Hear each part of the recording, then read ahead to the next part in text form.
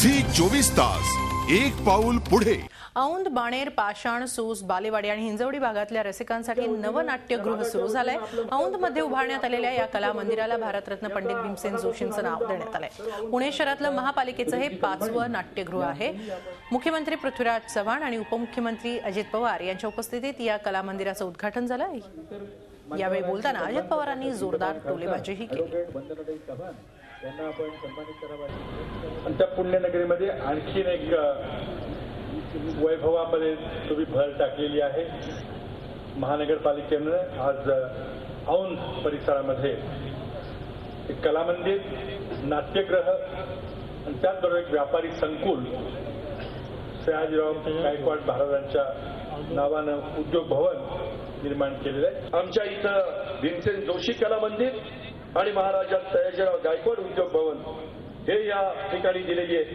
भारतरत्न पंडित भीमसेन जोशींच्या नावाला आणि महाराजा सयाजीराव गायकवाडांच्या नावाला साजेसच काम या वास्तूतनं झालं पाहिजे अशी अपेक्षा एक तुमच्या सगळ्यांचा सहकारी या नात्यानं मी आपल्या सर्वांच्या साक्षीनं या ठिकाणी व्यक्त करतो।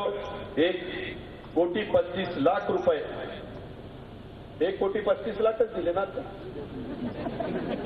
एवढी दुष्काळाच्या करता निधी मला पुणेकरांचं कौतुक वाटतं।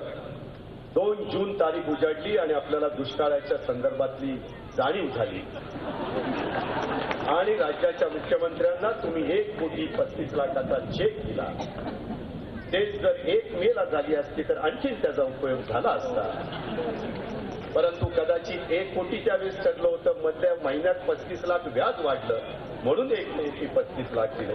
हरकत नाही, तुम्हाला सगळ्यांना त्याच्याबद्दल धन्यवाद। नाही तर म्हणाल दिले तर दिले, बरं ह्याचं बोलणं ऐकायचं। तुम्हाला माहितीच आहे की थोडं बोलल्याशिवाय मला तरी कुठं करमतंय आणि माझं तर ह्यांची तर खूप माझ्यावर प्रचंड प्रेम आहे। परंतु तुम्हाला मी सांगेन, कधी पुणेकरांना कमीपणा येईल किंवा जिल्ह्याला कमीपणा येईल अशा पद्धतीचं कुठलंही गोष्ट माझ्याकडनं इथून पुढच्या राजकीय जीवनामध्ये होणार नाही हा शब्द मी आपल्याला सगळ्यांना देतो। झी 24 तास एक पाऊल पुढे।